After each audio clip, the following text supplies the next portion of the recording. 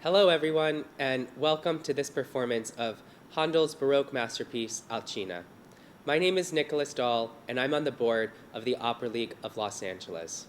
Now, in its 40th year, the Opera League is the primary volunteer support organization for LA Opera. We do this through our volunteerism and fundraising on behalf of LA Opera, including sponsoring this pre-performance lecture. We invite you to join us. For information on how to become an Opera League member, please stop by the Shop at the Opera in the lobby of the Dorothy Chandler Pavilion or find us at operaleague.org. Now, it is my great pleasure to introduce Dr. Kristi Brown-Montesano. Dr. Kristi Brown-Montesano is Chair of Music History at the Colburn School Conservatory of Music. Her book, Understanding the Women of Mozart's Operas, which has just been reissued in paperback, offers a detailed study of the female characters in The Marriage of Figaro, Don Giovanni, Così fan tutti, and The Magic Flute. A passionate public musicologist, Dr. Brown-Montesano has collaborated as a scholar educator with the Los Angeles Opera, Los Angeles Philharmonic, La Jolla Music Society, Opera League of Los Angeles, and the Orange County Philharmonic Society. Ladies and gentlemen, Dr. Kristi Brown-Montesano. Hello, and welcome to our pre-concert lecture for Handel's Alcina. George Friedrich Handel's professional situation in 1735, the year he composed and staged Alcina, was challenging to say the least. For 15 years, he had pretty much enjoyed a monopoly presenting Italian opera in his adopted home city of London. Back in 1719, he had established a joint stock opera company, the Royal Academy of Music, not to be confused with the later conservatory. By the early 1730s, however, there was growing opposition to the Academy and Handel, who enjoyed the support of King George II with little additional oversight, a privilege that upset the social status quo, which generally placed composers in the servant ranks. In 1733, 2 years before Alcina came to the stage, a group of the powerful formed a new opera company, the Opera of the Nobility, under the patronage of the king's son, Frederick, the Prince of Wales. Take that, Dad. This new company scored a major coup, hiring superstar castrati like Senesino, who had fallen out with Handel and could now take his revenge. And yes, the business of opera can be as highly charged and dramatic as opera itself. Handel was a hard-nosed and persuasive artist-entrepreneur. He had already survived the collapse of the original Academy in 1728 after 9 seasons, yet still managed to garner enough support to open a second or new Academy the next year. But now he had serious competition. And on top of that, public demand for Italian opera seria was losing steam in London as audiences were drawn to other entertainments like John Gay's new Beggar's Opera in English. When Handel's company lost its place at the King's Theatre, the Opera of the Nobility immediately moved in. So Handel found himself needing 1, an attractive venue, and 2, a hit opera to stay in the game. Once again, fortune smiled on Handel, this time in the form of the newly built theater at Covent Garden under the management of actor and impresario John Rich, who, ironically, had made a financial killing producing the Beggar's Opera. Covent Garden not only offered the attraction of the new, but was also tricked out with the latest equipment for spectacular stage effects, which we put to excellent use for Handel's magic-themed Alcina. The opera premiered on April 16, 1735, and ran for 18 performances through the end of the season, becoming Handel's biggest success in some years. So what made the work so special? To begin to answer that question, let's turn to the original source for Handel's anonymous libretto, Ludovico Ariosto's poem Orlando Furioso, Raging Roland, an epic set in the time of Charlemagne's battles against the Saracen Muslims, first published in the early 16th century. The bare bones of Handel's libretto comes mostly from Canto 7, in which Ruggiero, a paladin knight, wanders into the enchanted realm of the sorceress Alcina. Among the many things that charm Ruggiero's senses in this magical place is music. Here is how Ariosto describes the sounds. At board, lyre, lute and harp of tuneful string, and other sounds in mixed diversity made round about the joyous palace ring, with glorious concert and sweet harmony. Nor lacked their well-accorded voice to sing of love, its passion and its ecstasy, nor who, with rare inventions choicely versed, delightful fiction to the guests rehearsed. A glorious concert of instruments, well-accorded voices creating fictions, stories in verse for their listeners about passion, love. We have opera. In a sense, Alcina, the queen of illusion and pleasure, is the perfect opera heroine or anti-heroine. In fact, the Alcina portions of Orlando Furioso attracted composers from the earliest decades of opera history, including one written by female composer Francesca Caccini, La Liberazione di Ruggiero, The Liberation of Ruggiero, which was staged in Florence 110 years before Handel's Alcina. Handel himself had written two other operas based on stories from Ariosto's poem, Orlando and Ariodante. To be clear, Handel's libretto for Alcina was not based directly on Ariosto's poem, but rather on a pre-existing anonymous libretto adaptation, which had been used for an opera by Riccardo Broschi, brother of the famous castrato Farinelli. Broschi's L'Isola di Alcina, the island of Alcina, appeared in Rome in 1728, so Handel probably picked up a copy of the libretto during his travels in Italy while looking for singers for his company, and decided to use the material for his own adaptation of the story. Handel kept much of the Roman libretto more or less as it was. There were no real copyright agreements in those days, but made a number of significant changes. For instance, he created the character of the boy, Oberto, who was looking for his father in Alcina's kingdom. She's turned him into a lion. This soprano role would be played by a very young John Beard, just a young teenager at the time, who would become one of the most celebrated tenors of his day, singing leading roles in a number of Handel's oratorios. Handel also changed Melissa's sex to Melisso to add a bass role. He also added more choruses, usually sparse in Italian opera seria, but very popular with English audiences. And for the first run of Alcina, Handel inserted some dance music to spotlight the newest novelty on the English stage, the French ballet dancer Marie Salé. But most importantly, Handel made the bad girl, Alcina, the musical and emotional center of the drama. Broschi, for example, had assigned more arias to the character of Morgana, Alcina's sister, possibly because she was played by a more famous singer. But Handel gave Alcina 7 arias, more than any other character, and he could rely on the star and vocal power of a proven diva, Anna Maria Strada, who had already sung a number of leading roles for Handel, and who was also the only singer of his former troupe who did not defect to the opera of the nobility.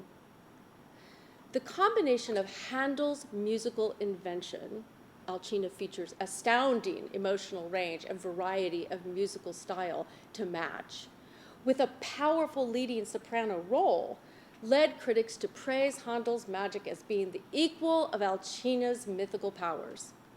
The celebrated music critic Charles Burney, in fact, believed that long after Handel's operas were losing their cachet, Alcina deserved to be revived. And in fact, Alcina has been one of Handel's most lastingly popular works. The array of voice types in Alcina provided Handel with a broad palette of timbres for his musical characterizations. In addition to the title female soprano role, there is Ruggiero, originally composed for male castrato, in what we would now consider a mezzo-soprano range. And in fact, Ruggiero is usually sung by mezzos in modern productions. Then there is the high soprano role of Alcina's sister, the sorceress Morgana. The boy soprano role of Oberto, now usually sung as a pants role, as well as the rare female alto role of Bradamante, who disguises herself as her brother and comes to rescue Ruggiero, her betrothed, from Alcina's love spell. The composer also wrote arias for the bass role of Melisso, Bradamante's accomplice, and the tenor Oronte, the jilted lover of Morgana. Handel's ability to create so many memorable characters in the opera is even more impressive when you consider that most of the arias have the same basic formal structure. They are almost all what we call da capo arias, that is, from the top arias, from the head. There are two sections, A and B, each with their own text, usually with a contrast in emotional state. After the B section, the A section returns, da capo, giving listeners another chance to hear the main musical material and offering the singer additional opportunity for embellishment, showing off their unique vocal strengths in improvised ornamentation. For his arias, Handel exploited brilliantly the Baroque period concept of musical affect, the ability of music to capture, to communicate, even make the listener feel a particular emotion. Handel made explicit reference to this effective power of music in a piece he wrote a few years after Alcina, his Ode for St. Cecilia's Day, on a poem by John Dryden. In one aria, for example, Handel has the two violin sections play together in unison, in a single line rather than divided parts. And this more piercing timbre serves to illustrate the text, "Sharp violins proclaim their jealous pangs and desperation." Here is the introduction to "Sharp Violins Proclaim" from the Ode for St. Cecilia's Day.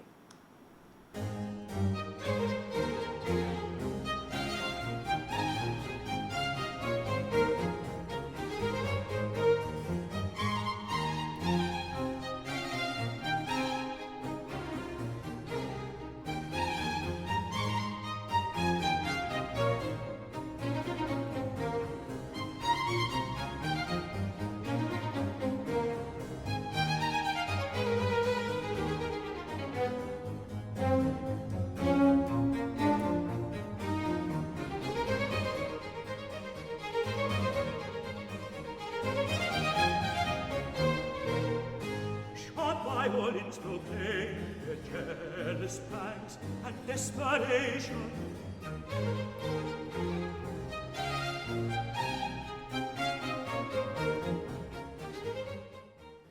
Now compare that general sound to the opening of Alcina's first aria in Act 3, Ma quando tornerai, in which she menaces Ruggiero, who is breaking off his relationship with her, saying, "But when you return, with your feet bound, expect only harshness and cruelty from me."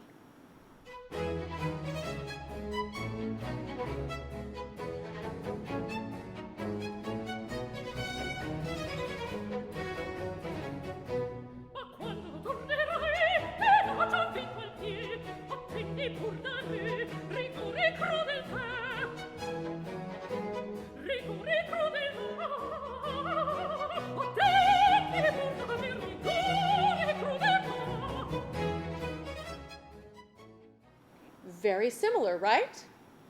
But of course, since Ma quando tornerai is in da capo form, it features a change of emotion in the B section.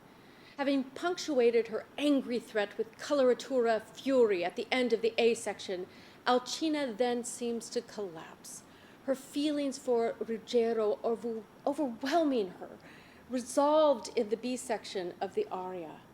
She tries one last time to persuade Ruggiero to stay with her, addressing him directly. "And yet, because I love you, I still feel mercy for you. You could still placate me, my love, my dearest. You do not want to? Then leave me, unfaithful man."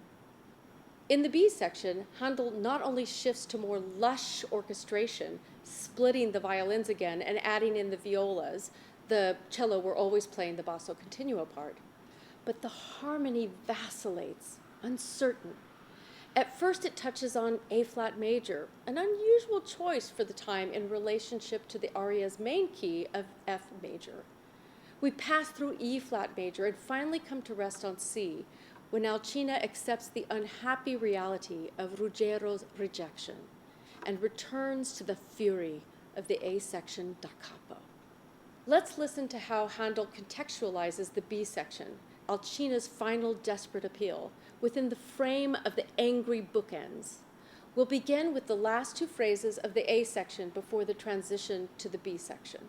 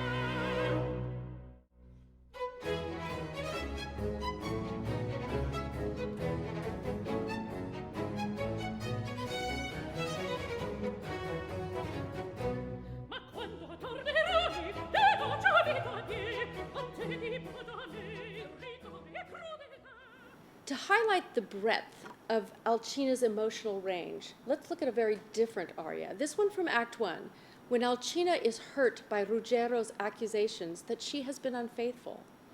In Ariosto's poem, Alcina's magic has rendered her almost impossibly beautiful. Her form is perfect symmetry. Her hair, not yellow gold, but with brighter luster glows. Her mouth, vermeil tint, is seen to glow with pearl-like teeth, ivory apples for breasts, her hands narrow and long, without knot or vein. You get the idea. Alcina's magic is like the ultimate Photoshop. Yet, in this minor mode aria, si, son quella, yes, I am she, Alcina appeals to Ruggiero from a vulnerable and very human position where beauty, even supernatural beauty, depends to a degree on the eye of the beholder, who may change his mind. The accompaniment of Si son quella is noticeably simple, even spare, only basso continuo, usually the harpsichord and cello. There is little written-in vocal coloratura. In fact, the cello line of the basso continuo is more active than the vocal line. Let's listen to the opening section.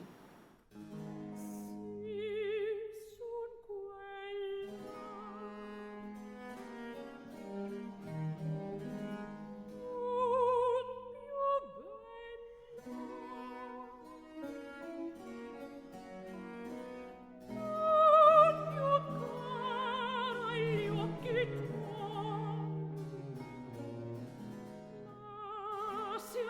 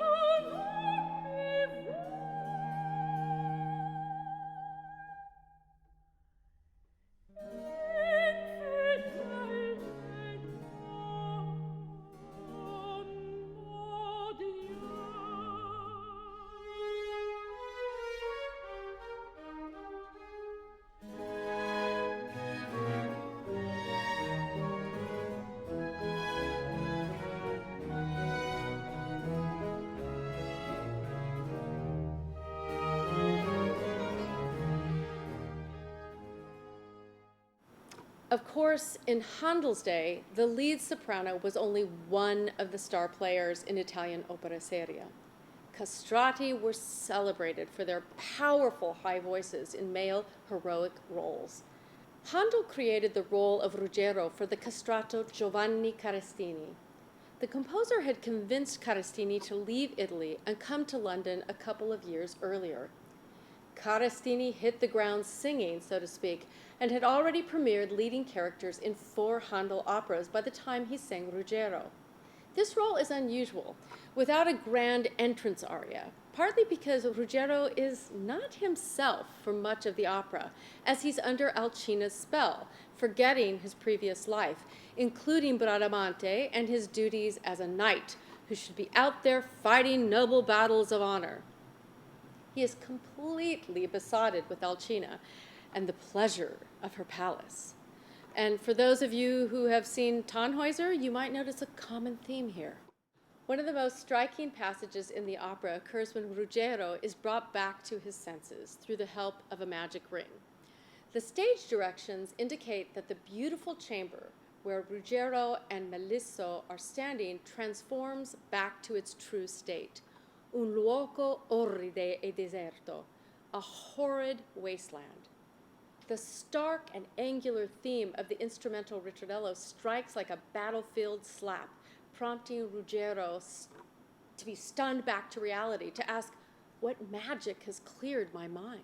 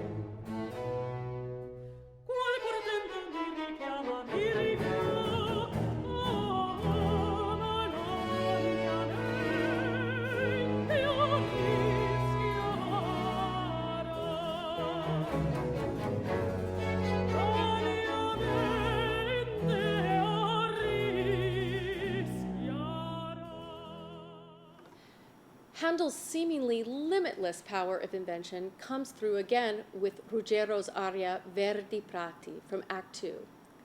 Handel scholar Winton Dean notes that Ruggiero is the only character in the opera whose utterances are not couched exclusively in da capo or dal segno form. In fact, Verdi Prati is in what we call rondo form, with a short melody that recurs, alternating with new material. The setting is transparent, basically choral like a hymn, uncluttered with written ornamentation or counterpoint. It is also, as Dean describes it, the apotheosis of Handel's long love affair with saraband rhythm. The saraband is a slower triple-meter dance, which means it is grouped in beats of 3, usually with an accent on the second beat, so 1, 2, 3, 1, 2, 3. The story goes that Carestini threw a fit about the simplicity of this number, which he thought did nothing to highlight his vocal prowess. Even though singers were generally better paid and more revered than composers during the 18th century, Handel never had a problem telling them off. He snapped back at the castrato with characteristic bite that he, Handel, knew best how to write for Carestini's voice. History has taken Handel's side because Verdi Prati is still one of the favorite numbers from the opera. The aria captures a moment of stillness when Ruggiero, having broken from Alcina's love spell and reunited with Bradamante, has vowed to destroy the urn that holds Alcina's power. So just when he should be getting down to business, we know Morgana is already on her way to warn her sister Alcina. Ruggiero stops to look around at the magical paradise around him. Verdi Prati expresses nostalgia and even a little regret that the green meadows, charming woods, lovely flowers, and running streams will soon disappear, leaving only ruin.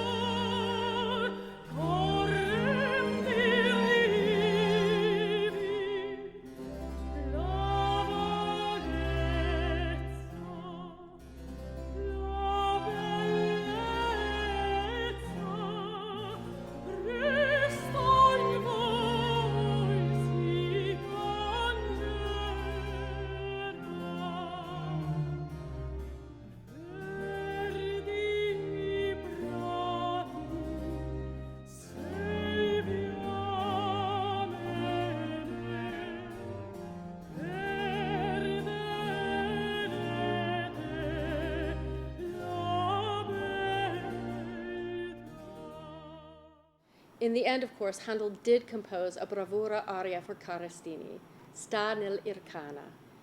This is the opera's only example of a simile aria, which means the text should provide a poetic metaphor for the dramatic situation. In this case, Ruggiero, who is about to go and fight Alcina, sings about a conflicted tigress who senses that the hunter is coming and would like to flee his arrows, but also does not want to leave her cubs alone in the lair. She is caught between bloodlust and love, but love wins. Honestly, the simile doesn't make that much dramatic sense at this juncture. Who's the tigress? Alcina? Then who are her cubs? But in fact, Handel seemed more interested in giving Ruggiero a chance to show he's really a warrior at heart, to wield his sword, which he has laid aside for sensual pleasure. As an aural cue, Handel includes horns in the orchestral accompaniment for a touch of added grandeur. And there is plenty of vocal flash as well, imitations of the horn calls of battle and some lightning-fast coloratura. Here's a short but riveting excerpt.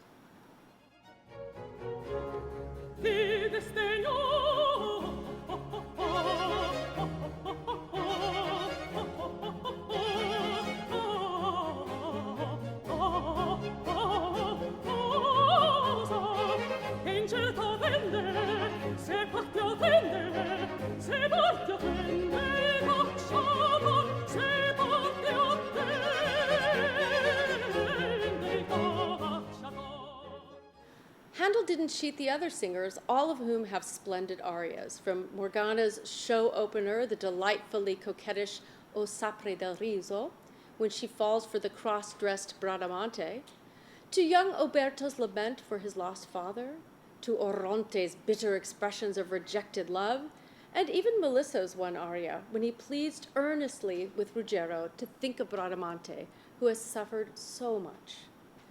In fact, I'd like to follow Melisso's suggestion and recognize Bradamante now, because she truly is a fascinating vocal role and a legendary character. Think about it. Ruggiero is a male character written for a male singer with an altered voice in the female range, which is now usually sung by a female mezzo-soprano becoming a pants role. It's a lot of gender shifting. But Bradamante was composed for a female singer in the alto range, which was also a comfortable range for some male singers as well, and who, moreover, successfully passes as a man. Her part falls in a range that is lower than Ruggiero's, at least in the notated score. When Alcina, Ruggiero, and Bradamante sing together in the final trio of the opera, Bradamante's melody is the deepest in range. Appearing both as her brother and as her female self, Bradamante is intriguingly gender fluid, seeming to inhabit both the masculine and the feminine equally well according to the dramatic situation. In the various Ruggiero legends, the knight and his Bradamante have a hard time staying together.